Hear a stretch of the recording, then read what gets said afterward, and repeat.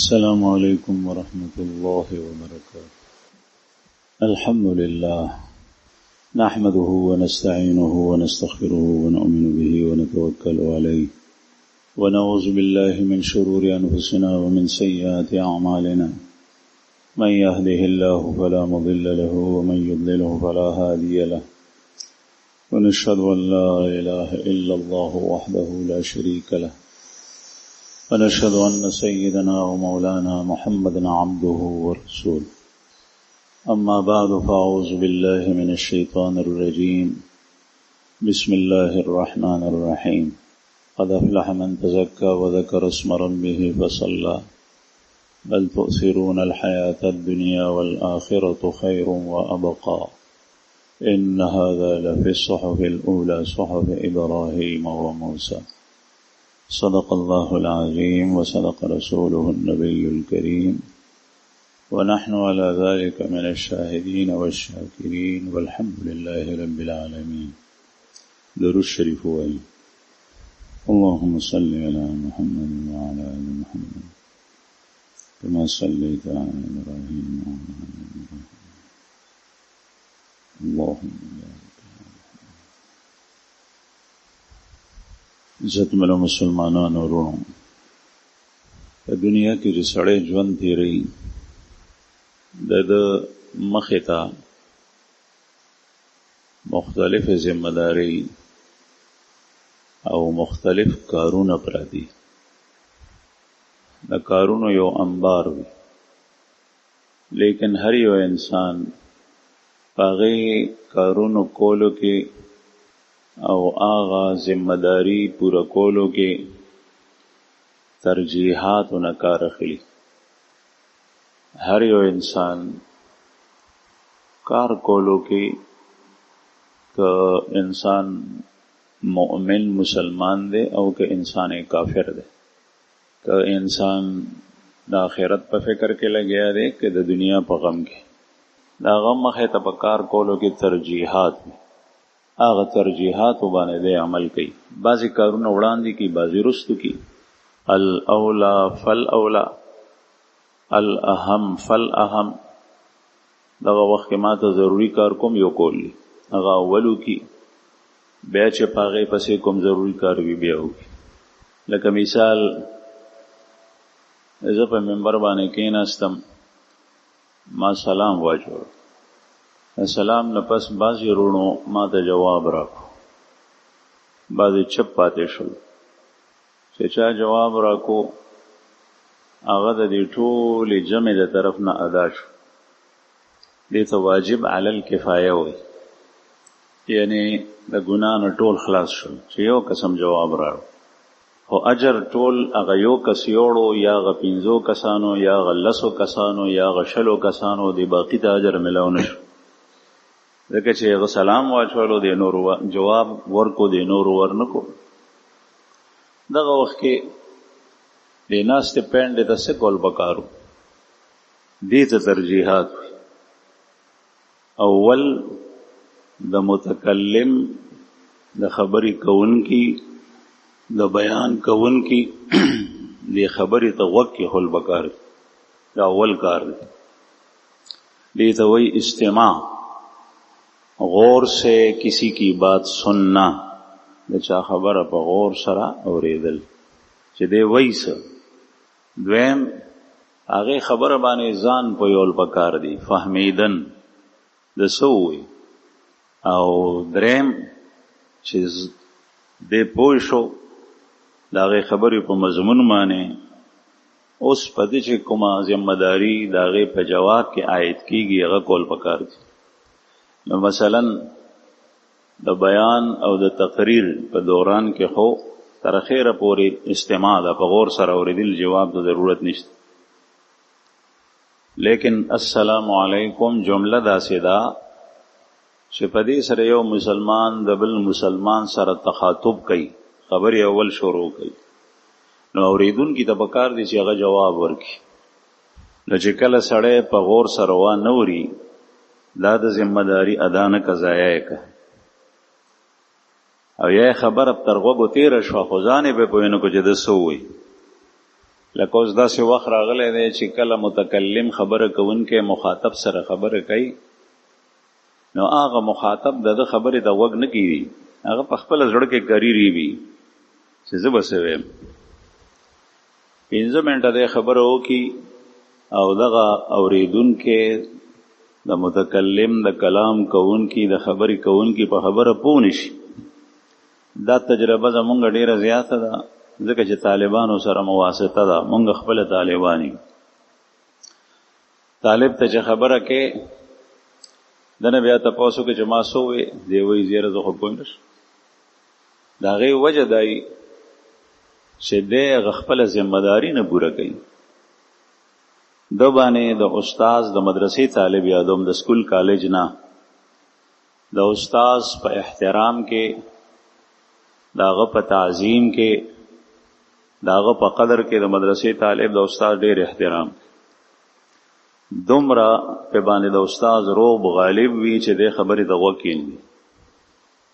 دا د خپل ذمہداری فوت کا خچ اوریدلی نی نو بیا به هغه په خبره پوهیږي ځان څنګه چې دی کوم مضمون سو او چې په خبره پوه شوی نی نو د هغې جواب څنګه ورکوي. نو اکثریت داسې بعضې ځایونو کې خو کله کله سړی په مجمع باندې سلام واچوي یو کس پکې جواب ورکوي. دا خپل ذمہداری فوت کول، دا هغه ترجیحاتو باندې عمل نه کول. حالانکه ټوله دنیا په دې ترجیحاتو باندې روان، که چېرې په دې باندې عمل پرېښودی شي ساقط شي د دنیا ټول نظام به مفلوج شي. او دغسې ده چې کوم ځای په دې کې بې پرواهي او غفلت نه کار اخیستی شي هلته نظام مفلوج دی. هلته هر یو څیز دغسې پروت ورانه د کیسه. یو سړی حج ته روان دی، عمرې ته روان دی، هغه سامان تیاری، د هغه په سامان کې د ټولو نه اهم او ضروري څیزونه د هغه د سفر کاغذات دي. په هغې کې پاسپورټ دی، په هغې کې ټیکټ دی، په هغې کې هغه کاغذ دی چې په هغې باندې تفصیل د عمرې د بل د هوټل وغیره لیکلی. اوس که یو سړی هغه رواني چې یار زمال ته صابون ته ضرورت پیښیږي، صابون ما وانغشه صابون والی او پاسپورټ او کاغذونه پرېږدي، نو چې دی ایرپورټ ته ننوځي نو هلته به ایثار کړي چې وروره تا سره پاسپورټ نشته، ته چېرته روانې دی؟ به ورته عمرې ته کاغذات وښایه، کاغذات نه دارد دی به واپس. د دې مسافر د عمرې او د حج اولین ترجیحات ړومبنی کار هغه د خپل ضروري کاغذات سنبالول، بیا ځان سره کپړې او ضروري سامان چې څومره ضرورت دی هغه اخیستل. دې ته ترجیحات ویلېږي. د دنیا هر یو کس هغه هم دغسې کوي. ما ته اول څه کول پکار دي او ثانیاً څه کول پکار دي.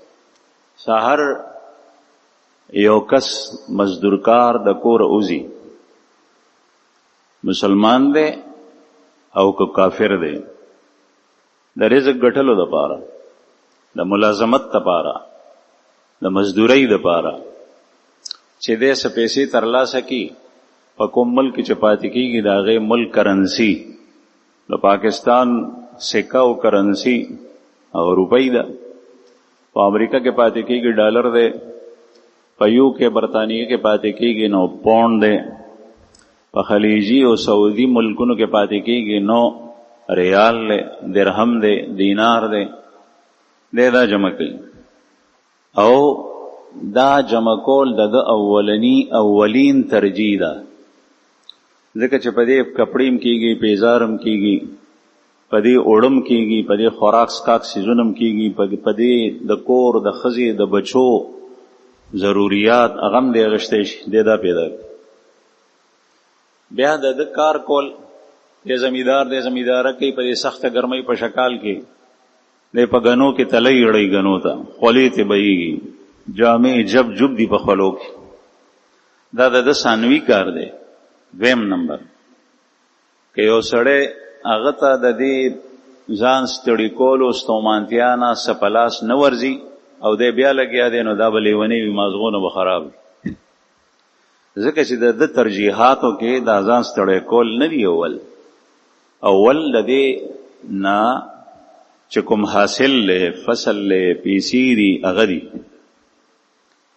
او که چېرې دغه پیسې دغه کرنسي دغه ضروریات دته دغسې حاصلېږي دی بیا به کار څه کوي؟ ځکه چې دا ثانوي حیثیت دی د کار کولو. دویم نمبر دی هغه د ضرورت لپاره وسیله او سبب و، بیا دی هغې ته نه کوي. که بیا هم دی دا مقصد پرېږدي او په هغې پسې ځي چې دی وایي چې زه دا کار کې لګیایي، نو دا به د مزغو نه خالي وي، کمقل وي. ځکه چې دا مقصود پرېښو، اولین شی پرېښو، د ټولې دنیا خلک دته کمقل وي. په مفته کې ورته دا ورکولی او دی وایي چې نه زما کار خوښ دی. زه به ته یو واقعه ووایم، کتاب مې کتو، حقیقي واقعه ده. د عباسیینو د دور، عباسیینو کې یو بادشاه، هغه په وخت کې یو مچیمار او میانو ښکار به کول. روزانه به ښکار ته تلو، بیا چې به میانو ونیول نو څه به کور ته راوړل، څه به خرڅ کړل، په هغې باندې به پیسې څه حاصلې کړي، په هغې به یې د کور ضروریات چلول. یو ځل یې د جال وویشتو نو جال یې ونښتو په سیند کې. د وی چې یاره دا جال خو مې ونښتو، په راښکو باندې یې وسوکو. د مچیمار د جال د راښکو خپل یو انداز وي، او مونږ د خپله د سیند په غاړه وخت تېر کړی دی، مونږ ته پته هغه وایي چې جال مې هم ونښلېږي او دا روزي هم، چې بیا کله نه روزي نو بیا ورپسې کوزېږي، چې جال راکاږي نو بیا خوشلېږي. نو دی ورپسې کوز شو، هغه جال خلاص کو، نو جال سکې نښتی دی، هغه شی چې راویستو نو هغه یو د مسو سراحي ده، په هغې کې جال نښتی و، د هغې مرۍ پکې د اوسپنې نښتې وې، الول شوې وې. هغه سراحي نه چې د سر لرې کو نو په هغې کې د قیمتي غمي جواهرات پراته دي. د چې ولیده نو دی باندې سر کېښو او سراحي په اوبو کې په هماغسې کېښو. دا عقل نه کار وانغشتو چې ما ته څه کول پکار دی. دی رالو بادشاه څخه، دربان ورته وایي څه کوي؟ وایي بادشاه سره مې کار دی. دربان چې ورته ښکته پورته وکتل چې دا خو د بادشاه راتلو سړی نه دی، ورته وایي چې څه سوال جواب دی ما ته ووایه، زه به بادشاه ته یوسم. دی ورته وایي چې نه، زما هغه سره داسې خبره ده چې زه ورسره خپله ملاقات کول غواړم. دی لاړو بادشاه ته، نو بادشاه نه تپوس وکړو دربان، هغه ورته وایي چې راپرېږده. لاړو ورته وایي چې صاحب زما کسب او پیشه هغه مچیماري ده. کیسه یې ورته تېره کړه، ما جال وویشتو، هغه ونښتو، هغه لوښی چې ما راوچت کړو نو په هغې کې جواهرات، ما بیا په هماغه ځای کې کېښو. بادشاه هم ورپورې وخندل. دغه وخت کې د انسان ذمهداري دا ده چې لوښی ته په لاس که ځکه چې په سیند کې په ورک څیز پسې بیا ګرځې، بیا لاس بیا مومي یا نه. او بادشاه ورسره وزیر کو، وزیر ته وایي چې د سره لاړ شه کوم ځای کې دی هغه راوباسه. دی رالو، وزیر ورسره رالو، وزیر نگرانی کوي. جال د اوویشتو ځای ورته معلوم او سراحي جال کې ونښت، هغه یې راوچته کړه، وزیر ته یې ورکړه. وزیر ورته ووایي چې د دې نه ښکته پورته وړاندې وروسته نور ګزارونه مو کړه. ګزارونه یې وکړل، نه هغسې لوښي راووتل ډک. د بادشاه پوره د ملک حکومت ولیبه په هغې چلېدی، د هغې نه زیات. هغه چې راوویستل، وزیر په خپله قبضه کې واغېشتل، د ایراله دواړه بادشاه. نو بادشاه ډېر زیات خوشحال شو. هغه انعام ورکولو حکم جاری کو چې دې سړي ته 10,000 درهم 10,000 درهم ورکړي. هغه وخت کې 10,000 درهم ډېر شی، 10,000 درهم ورکړي انعام، چې د ملک خزانه د یو سړي ډکه. د سر ټیټ کو او ټیټ سر باندې بادشاه ته وایي چې بادشاه زه خو یو بل شی غواړم. بادشاه وایي خدای خیر چې دی ما سره په حکومت کې شراکت غواړي که څه کوي. انتظار یې کوي چې دی څه وایي. دی ورته وایي چې صاحب زه دا غواړم. وایي ته څه غواړې؟ وایي زه دا غواړم چې هغه علاقه کې میان ډېر دي هغه ځای کې بل څوک مه پرېږدمه چې مار یو صرف زه به پکې بیان نیسم. بادشاه ورته وی ټیک ده دغسې دا اوس د دنیا کمقل.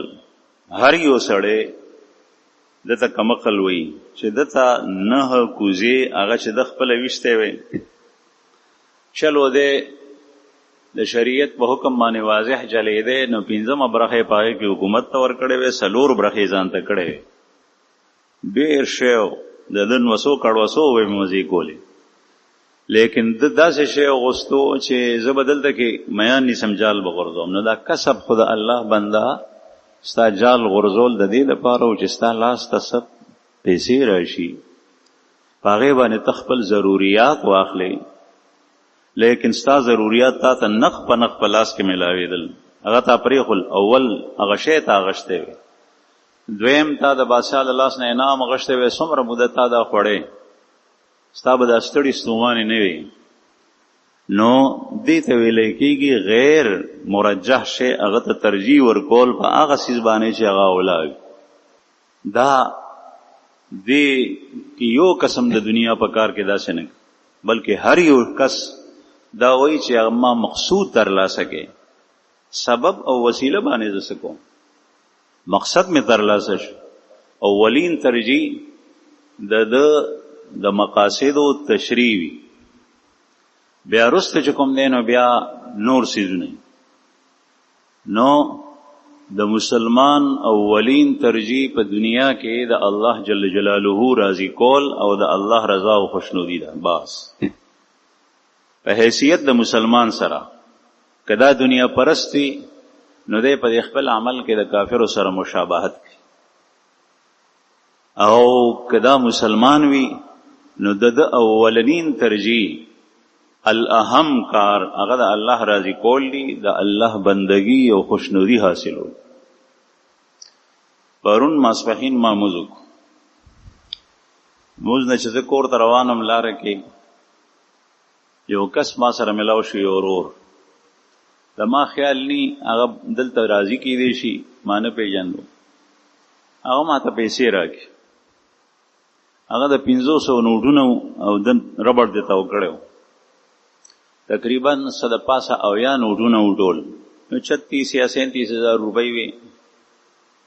ما ته وایي چې دا ما چنده جمع کوله د فلسطین دپاره واله. ما وی زه به په عمرې ته ځم خو نه ما د فلسطین نهرو مسلمانان چې هغوی د خوراک څښاک څه نشته هغوی ته ما دا ورکړې زه به د عمرې دپاره وروسته ګورم چې د چندې ټکې هغه وکړو نو زما په ذهن کې دا راغله چې ده د فلسطین دپاره د خلکو نه چنده کړي. نو ما ورته مسکی شم ما ورته د الله بنده د چندې په پیسو خو عمره نه کېږي دا په عمره څنګه کوله. دی ما ته وایي چې نه تا زه ونه پېژندم زه هغه قسم چې هغه مخکې یو ځل راغلی و چپلې خرڅوم دی چپلې خرڅوي کوڅه په کوڅه وی ما د خپلو پیسو نه چې کومه ګټه زه کوم په هغې کې په ریډۍ کې یا په لوډر کې چپلې خرڅوي هر څنګه چې خرڅوي ما ته پته نشته. یو داسې کس دی چې د هغه انتهایي ښکته کاروبار دی. ما په هغې پیسو کې پیسې بیلولې زما په خیال 500 نوټې بیلول چې دوراني څومره روزانه او که د 100 ورځو په حساب سره نو ما وی زه به عمرې ته ځم په دې نیت مې بیلولې. بیا ما سوچ وکړه چې راشه د فلسطین مسلمانانو ته ورکړه. زه کور ته رالم سوچ کوم چې دا یو مزدورکار سړی دی د ده آمدن هغه به څومره وي د ده ګټه به څومره محدود وي لیکن د ده په زړه کې الله جل شانه د دې مسلمانانو رونو خویندو سره ماشومانو سره ضعیفانو سره زخمیانو سره او نهرو سره اوګو تګو سره د هغوی سره د مدد خیال راپورته شو د خپلې منافع نه دا دومره پیسې بیلې کې تقریبا 36 یا 37 هزار او ما ته راکې په سوچ کې پرېوت چې داسې کسان هم شته. ځکه د ولی پیژندل دا ګران دي د ولی په سر باندې د سرخاب بڼې نه لګېدلي او د باز وزر په باندې نه لګي دي، هغه به ورانو جاړو خړو کپړو کې وي، پیونزده کپڑے او پیزار به چولې، هغه به مزدور کار وي، لیکن داغه به د الله جل شانه سره مینه وي او د دنیا په کاروبار کې به د اولین ترجیح خپل رب راضي کول. دې ته ترجیحات د په دې باندې ارسه کولې شو. غریب سړی کاروبار په باندې چې داسې کوي غټولې شي. نو عرض می دا کولو چې د مسلمان لومبنۍ ترجیح هغه د الله رضا او خوشنودي ده. دې کې مونږ رستو یو الا ماشاء الله. بعضی کسان اوسم په معاشره کې دا سشتا دا نه ده چې دا غر په سر باندې بغټ پټکې وي، لیکن دا غو د الله جل شانه سره داسې کلک تعلق وي چې دا معاشره به الله پاک دا غو د پاره ژوندۍ ساتي چې دا کس پکې پاتې کیږي. قرآن کریم کې الله جل شانه فرمایي ان مکے والوں پر عذاب نہیں آئے گا جب تک تو ان میں رہے گا. اے پیغمبر چې ترسو ته پاغې کې یې پدای باندې ز عذاب نه راولم. دغه چې د الله جل شانه اولیاء او دوستان یو دوست د الله په یو معاشره کې وی پاغې باندې عذاب نه. دا مې اولین ترجیح پوری خبره کوله ذمہ داری. دویمه خبره نن سبا راشو په سیلاب رالو په سوات کې کسان لاړل، سو نفوس لاړل، ما ته پته نشته تقریبا 13 یا څه کم. هغې باندې ټول ملک د خبر خور شو، ادارې د هغې بدنامي وشوه چې په وخت باندې 2.5 غنټې کسان په یو ټاپو باندې ولاړ هغه انتظار کوي د هغې د بچ کولو هر ممکن صورت کېدی شي. دغه وخت کې د سرکاري ادارو چې د چا په اوږو باندې دا ذمہ داري راپروزي د هغې اولین ترجیح ده چې دا کسان بچ د دې د بچ کولو انتظام وکړي. په دې دور کې چې هر قسم ساينسي ایجادات شته او ټکنالوژي دور دی، زمونږ په ملک کې الحمدلله هر څه شته، هلیکاپټر شته، بیا موبایل لاسې شی راوتی دی چې په سکندونو کې دا خبر په دنیا کې خوريږي. سکندونو کې خبر دنیا کې خوريږي، لیکن پاغه باندې ذمہ دار ادارې هغه په حرکت کې نه راځي، هغه بهیسی کوي او خلق سیلاب اوړي. دا غي نه پس بیا دغه ادارې چې کوم دینو څه کوي هغه دا کوي چې د سین په غاړه چې څومره آبادي دا ټول ورانه. زموږ په ښار کې ما واورېدل لیدلي مې نه دي چې دا کومه نیر چې بهیږي د ورسک نه رابیل شوی دی، پکې به صفا اوبه پخوا بهیدې، نن سبا پکې ټول ګندونه بهیږي. د هغې په غاړه باندې چې کوم دوکانونه چا جوړ کړي وو هغه دوکانونه، هغه چابړي، هغه کیبنې، هغه ځایونه، دیوالونه هغه ټول وران کوي. ولې؟ سیلاب دی. لکه په نیر کې سیلاب څه کوي؟ په نیر کې خو د سین نه مونږ لیدلي دي د دې یو مخصوص خلی، هغه خوله کې چې څومره اوبه راتلی شي هغه په دې نیر کې راځي. مونږ زمینداره کړي ده، دیهات کې مو وخت تېر کړی دی، د نیر نه لختې بهیږي، زمیندار پې پټې اوبه کوي، نو هغه ځای ته مونږ ناکه وایو، وړه غونې خولۍ په هغې باندې د هغې ډک نیر نه اوبه ځي، نو چې څومره په هغې خوله کې تلی شي نو نیر هغه عمره اوبه لختې اخلي. نو په ناوه باندې څه بوج راځي، سیلاب راځي. تر اوسه پورې په دې غټ سیلابونه تیر شوي دي. سن 1929-30 کې سیلاب راغلی و، بل په 2009 کې راغلی و، 10 کې سیلاب رالو. په هغې کې د دې ویڼۍ نه یو خوا بل خوا کورونه چې ته وړاند شوي چا لیدلي نه. نو دا څومره د قوم سره زیاتی دی او زه دې عقل ته حیران یم چې دا ځایونه څه ورانوه، دا قوم ته تاوان ورکول دا څومره غلط کار دی. که څوک ووایي چې دا تجاوزات خطا و، نو زه دا تپوس کوم چې څه وخت دا تجاوزات جوړېدل نو هغه ټایم کې حکومت وو که ځنګل قانونو؟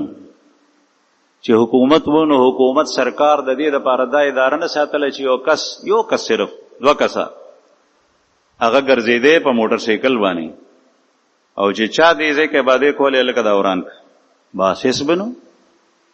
او دا کېږي چې د مخکې نه ته رعایا او قوم د تاوان نه بچ نه، د جوړولو په وخت کې ذمہدار ادارې هغه د سړی نه والی رشوت، هغه رشوت ورکړي، هغه ته وایي تا ته اجازه ده. زه په بازارونو کې نه ګرځم، خو صدر کې مې څه وخت تېر کړی دی، دا کیسه ما ټوله لیدلې ده چې کوم چابړي والا ریړۍ والا په سړک باندې ولاړ دی، اداره راشي د هغې کسان راشي ټرک راولي، نو چې کوم سړی پیسې ورکړي نو د هغه ریړۍ پرېږدي، او چې کوم سړی پیسې نه ورکوي د هغه ریړۍ اوچته کړي، د هغه فروټ او د هغه میوه داسې په دې سړک باندې رغړي. ما لیدلي هغه په تاوان کې راول نه، ړومبې ته اعلان وکړه او ته رشوت ما اخله، که چېرې ته رشوت اخلې د یو کس نه تا رشوت واغشتو نو 100 نه 200 نه 1000 کسان به هغه کار خامخا کوي. هغوی وایي چې دا خو قانون کې مونږ نه راځو. زه دوبۍ ته لاړم د علاج دپاره، د ملا د علاج دپاره، ملګرو په زور بوتلم، یو ملګري ابوظبي ته بوتلم. دا ټول خلیج د ملکونه متحده عرب امارات یو بل سره تړلي دي، په ړومبي ځل تللی او مخکې نه هم تللی. هغه مرګري ابوظبي ته تلو، ته ما ته وې ما په بازارونو مه ګرځو، ما دا داسې ځای کې ځای راکړئ چې هلته څوک ني، او سمندر ته مې بوځه. نو سمندر ته مرګري بوتلم، د سمندر د لامبلو د اوبو زړه شوکیم لامبل هم راځي، نو ما ورته وې زه په سمندر کې لامبم. زه چې هغه کوم ځای ته بوتلم نو هغه ځای کې حکومت ځای د لامبلو دپاره جوړ کړی دی، په هغې کې د بالونه په دې سیند کې قطار سره لګولی دي، د دې بالونو د حد نه اخوا مزه او دې خوا لامبلی شي. خو چې مونږ ولیدل نو په هغې کې بیزوګانو لامبل. بیزوګانو نه مراد زما هغه ښځې دي چې د هغې بدن بربنډو او سر ویښتې دغسې وو، په هغې کې هغې لامبل او هغې سره سړو هم لامبل، د هغې غوندې سړي هم وو. هغه ځای ټول ډک و. ما ته دا ملګری وایي چې د لامبلو ځای دا دی. ما ورته دلته خو زه نه ځم، د هغې نه 1 کیلومیټر یا نیم کیلومیټر مخکې مونږ واوړېدو. ما ته وایي چې بیا چېرته ځو؟ مې د دې سره دې خوا دا خټ غونې دی دیوال حکومت په سمندر کې اچولی او هغه حد و چې دې خوا د لامبلو ځای دی، اخوا بیا نه دی. مونږ اخوا لاړو، مې دې ځای کې لامبو، هغه د لامبلو ځای نو. نو ما لامبل نه ځکه چې هغه اوبه ډېرې دغه وي زهریله غونې وي، خو د ابوظبي اوبه شنې دي، د دوبۍ هغه تورې دي. نو په رنګ مې خوښې وې، کوز شوم ورته. چې کوز شوم داسې ګوډو ګوډو پورې ننوتم سره د کپړو، په دې کې یو جیپ رالو، زمونږ نه داسې 100 ګزه 200 ګزه فاصله کې په شګو کې ودرېد. هغه جیپ والا مونږ ته چغه وباسي، پومپ پومپ کوي، مونږ پې پروا نه لرو، مونږ خپل کار وکړي. بیا د هغې جیپ نه سړی راکوش، سړی راکوش نو هغه سمن زمونږ نه لرې ودرېدو، هغه چغه وباسي. نو زما هغه ملګری ډډې ته هغه پې پوه شو، هغه ورته ووتو. بیا هغه ما ته رالو، ما ته وایي چې شاه صاحب دی وایي چې دلته مه لامبئ، دا ځای د لامبلو نه دی، دا خطرناک دی، دلته مه لامبئ، دلته به تاسو ډوب شئ یا به څه شی نقصان لري. هغه ساعت زه په دې پنډۍ باندې څه شي چلم، هغه وینې مې رانه روانې شو، خدای خبر چې څه شی و. بهرحال ما وی چې دا اداره څومره حساس او تیزه اداره ده چې مونږه د دې پولې نه اخوا ښکار هم نه چاته. تاسو ته مثال لر کوم زه، او په جیب کې دی رالل، دا یو جیب دی، دا کار په موټر سایکل هم کېږي چې د سوات نه تر مدین پورې، د مدین نه تر کالامه پورې یو ګاډۍ په هغې کې دا خلک ځي چې کوم خلک لامبي یا په هغې سیند په غاړه آبادۍ کوي او هغه حدود د سیند دي، ځکه چې د سیند اوبه هغې کې راتلی شي. نو دغه سرکاري ادارې دا منې کول کوي نه، چې څه وخت یې جوړېږي نو منې کول نه کوي، په هغه املاکو باندې آبادۍ وشي. او ما داسې اورېدلي دي والله علم په هغې کې رشوت واغشتی شي. زما د خپل وطن خبره ده، د جهانګیري په خوا کې سیند کې سره راووتل، په هغې کې هغه سړي کار کولی شو چې چا پیسې ورکړې وې، غټه شوړه یې ورکړې وه، هغه اسکیویټر او سامان غټ یوړ او سرې رایستل، یو سړي پکې په یو شپه کې 1 کیلو سره پیدا کړي. نن سبا چې په یو شپه کې 1 کیلو سره پیدا کې نو هغه ډېر شی دی، درود شریف ووایي. هغې د یو کس نه د رشوت اغشتو یا د 5 کسانو نه یا د 10 کسانو نه هغه رشوت هر چاته چې ما ته یقیني پته دی چې هغه بیت المال تر ټول حکومت او عوامو ته نه ځي. هغه چې کومه پورې لاړو د هغې د وجه نه د هغه سین، هغه خوند، هغه ختم کو. د اباسین غاړه ډېره صفا وه. لامبلو ته یو مسلمان کوز شو، لامبل وی چا به څاروي پورې کول، په بیلو کې به سرول، هغه څاروي خپل پالش. زمونږ ټول کال به څاروي سرېدل، سخی به مو پورې کو، بیا به چې کله غویه شو بیا به مو راوست. نه به د وښو نه خبرو، نه د ګډ نه، نه د کوترې نه، نه د ګوتاوي. هغه ټوله غاړه نن سبا داسې شوه چې په هغې کې انتهایي ماهر لامبوزن هغه غاړې ته نشي کوزېدی. ولې؟ هغه غټ غټ کندې دي، جوورې کندې دي، کویان دي، او ورسره خوا کې د غرونو عمره ټوپکي دي لوی لوی. ټوله غاړه دغسې ورانه شوه.